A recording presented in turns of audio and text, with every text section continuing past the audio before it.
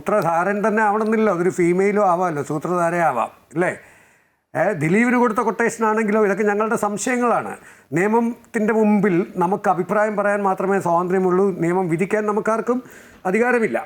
ഈ കോടതിയെ സംബന്ധിച്ചോളം കിട്ടിയ തെളിവുകളുടെ ഇതിലാണ് വിധി പറഞ്ഞിരിക്കുന്നതെങ്കിൽ തീർച്ചയായിട്ടും രണ്ടായാലും ഇരുകൂട്ടരിൽ ഒരാൾ മേൽക്കോടതിയിൽ പോകുന്നുള്ള ഉറപ്പല്ലേ. ഇപ്പം ദിലീപിനെ ശിക്ഷിച്ചിരുന്നെങ്കിലും ദിലീപ് പോകും. താങ്കൾ ഇപ്പോൾ പറയുകയുണ്ടായി ഈ ഒന്നാം പ്രതിയായ ശിക്ഷിക്കപ്പെട്ട പൾസർ സുനി അങ്ങനെ പറഞ്ഞതായിട്ട് കേട്ടിട്ടില്ല എന്ന്. പൾസർ സുനി മാധ്യമങ്ങളോട് അങ്ങനെ പറഞ്ഞിട്ടുണ്ട്, പലപ്പോഴും പറഞ്ഞിട്ടുണ്ട്. ഈ കൊട്ടേഷൻ തന്നത് ദിലീപ് തന്നെയാണ്.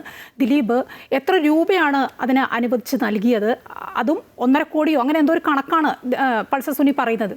അതിൽ മുഴുവൻ എനിക്ക് കിട്ടിയില്ല എന്ന് വരെ പൾസർ സുനി പറയുന്നുണ്ട്. പൾസർ സുനിയുടെ വായിൽ നിന്ന് അങ്ങനെ ഒരു വാക്ക് വന്നതായിട്ട് എനിക്കറിയില്ല. മഹേഷിന് അറിയാമോ എന്ന് എനിക്കറിയില്ല. പൾസർ സുനി പറയുന്നുണ്ട്. പൾസർ സുനി പറയുന്നത് ശരിയാണോ തെറ്റാണോ എന്നുള്ള കാര്യം വേറെ, പക്ഷേ പൾസർ സുനി അങ്ങനെ പറയുന്നുണ്ടെന്ന് നമ്മുടെ നിയമങ്ങൾ പറയുന്നതല്ലാതെ പൾസർ സുനിയുടെ വായിൽ നിന്ന് ഞങ്ങളാരും കേട്ടിട്ടില്ല എന്നാണ് ഞാനീ പറയുന്നത്. എനിക്കറിയില്ല കേട്ടോ, ഞാൻ കേട്ടിട്ടില്ല, അതുകൊണ്ട് ഞാൻ പറയുകയാണ്. എന്തോ ആയിക്കോട്ടെ, ഇതിപ്പോൾ എന്തായാലും മേൽക്കോടതിയിലേക്ക് പോകുന്നു. അത് കഴിഞ്ഞാൽ പിന്നെ സുപ്രീം കോടതിയുണ്ട്. നോക്കൂ, നമ്മുടെ നീതി ദേവത നേരത്തെ കണ്ണു കെട്ടിയിരുന്ന നീതി ദേവതയാണെങ്കിൽ ഇപ്പോൾ കണ്ണിൽ കെട്ടില്ലാത്ത നീതി ദേവതയല്ലേ.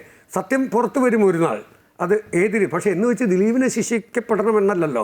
ദിലീപിൻ്റെ ഫ്യൂച്ചർ ശരിക്കും പറഞ്ഞു കഴിഞ്ഞാൽ ഒന്ന് ആലോചിച്ച് നോക്കണം. അദ്ദേഹത്തിൻ്റെ കരിയർ പോയി, സാമ്പത്തികം പോയി, എല്ലാം പോയി. തെറ്റ് ചെയ്തെങ്കിൽ തീർച്ചയായിട്ടും അതൊന്നും നമുക്കൊരു ദുഃഖമുള്ള കേസും അല്ല. പക്ഷേ ഇതുവരെ ഒരു തെളിവും അതിനെതിരെ കൊണ്ടുവരാൻ പ്രോസിക്യൂഷന് കഴിഞ്ഞില്ലെങ്കിൽ ഒന്നുകിൽ അത് പ്രോസിക്യൂഷൻ്റെ കഴിവുകേട്, അല്ലെങ്കിൽ ദിലീപ് ചെയ്തിട്ടില്ല എന്നല്ലേ നമുക്ക് പറയാൻ പറ്റുള്ളൂ.